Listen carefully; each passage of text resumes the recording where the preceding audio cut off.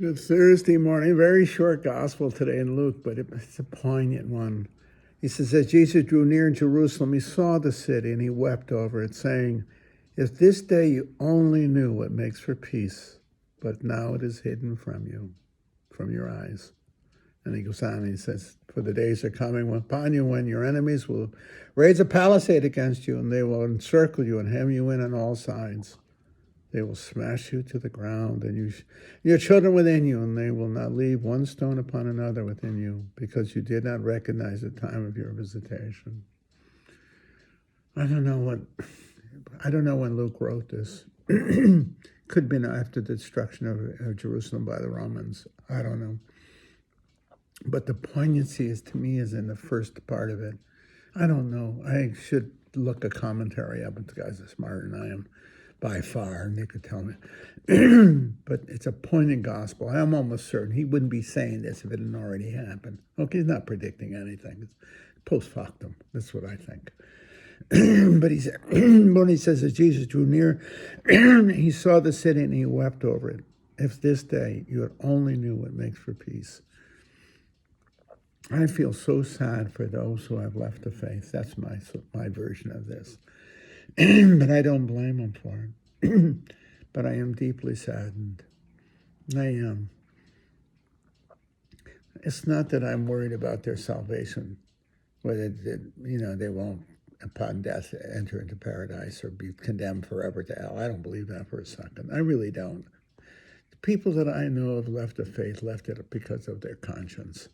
The church that Christ presented to them in the church was not credible. You cannot force yourself. You can choose to believe, but you can't force yourself to believe, especially out of fear. Saying, gee, it's kind of Pascal's wager. I better hedge my bets. It's better for me to make an act of faith and make believe I believe, just in case it's true.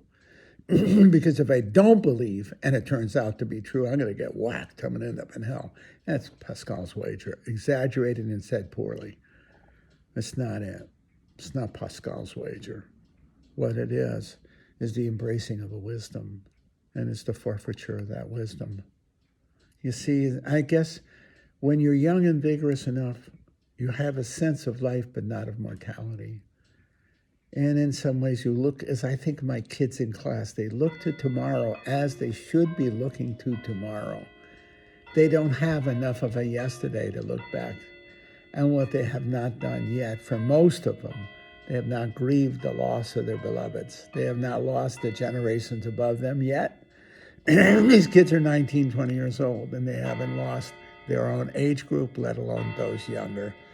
By and large, some, yes. By and large, no. And so they are full of life's tomorrow. And that's the beauty of being so young. And I tell them, lead, don't follow, lead. You're gifted people, you're beautiful, lead. Those kids, they see, I'm on their side. I'm an old man. I'm 60 years older than my students, and I love them to death. And they know I love them. And they regard me with a certain amount, because they don't see me as I don't know what they see me as, but they seem to respect me, okay? They seem to like me. And I think because I believe in them. But as you get older, you begin to understand the passage of life.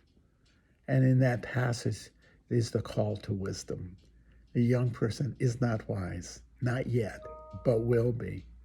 But the calling of wisdom, okay, the call to wisdom comes through the experience of life, especially life's mortality, our mortality and the passage of time.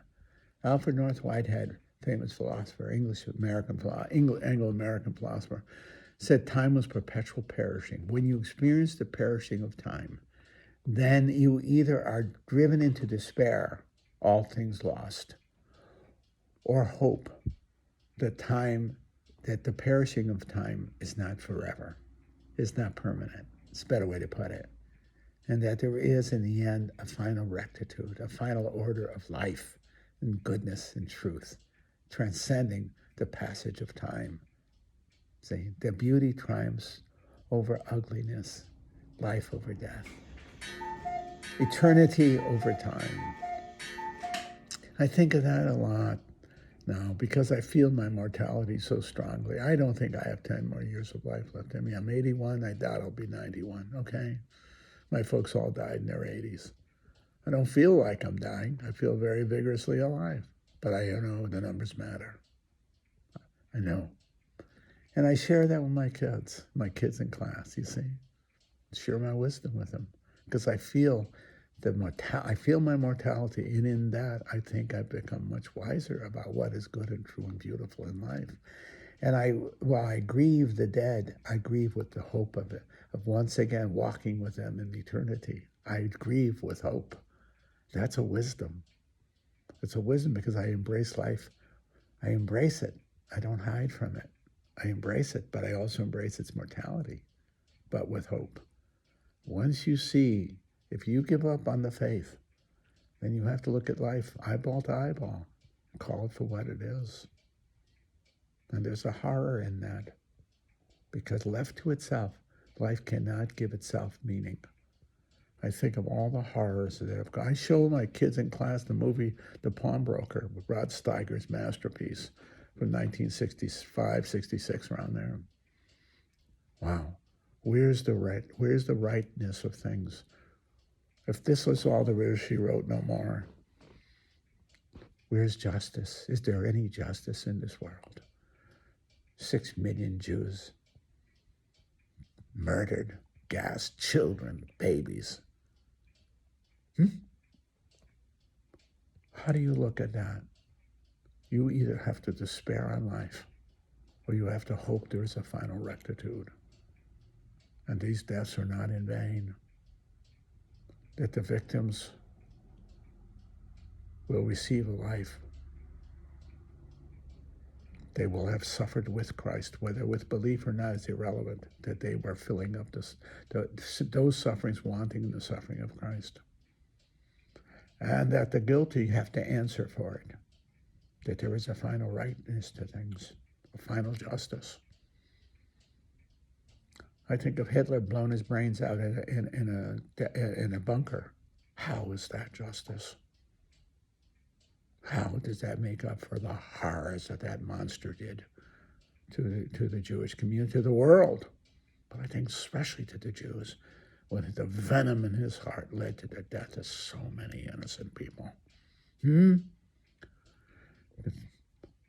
I have to hope that there is more, that there is a rectitude, an ultimate eternal rectitude that holds accountable and blesses at the same time, blesses the suffering for filling up those things wanting in the suffering of Christ, and also holding accountable those who did evil.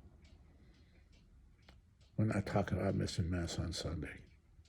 Just one final remark. I think of so often the church's failure to preach the horrors of the 20th century. Instead of worrying about eating meat on Friday, going to Mass, missing Mass on Sunday, what we were raised in the 50s. How could they have preached that in the wake of the 20th century? A century of horror, to quote one of the popes, Pope Benedict XVI, I think, said that. A century of horror. There has to be more. There has to be more. Or truly life is absurd. There is no justice. There is no fairness. There is no rectitude. Too much suffering. Unless we fill up those things wanting in the suffering of Christ, that what Good Friday is the essence of life itself. I hold on to my faith with both hands, feet, and teeth in the hope that there is a final goodness to life, to reality itself, and it's personal.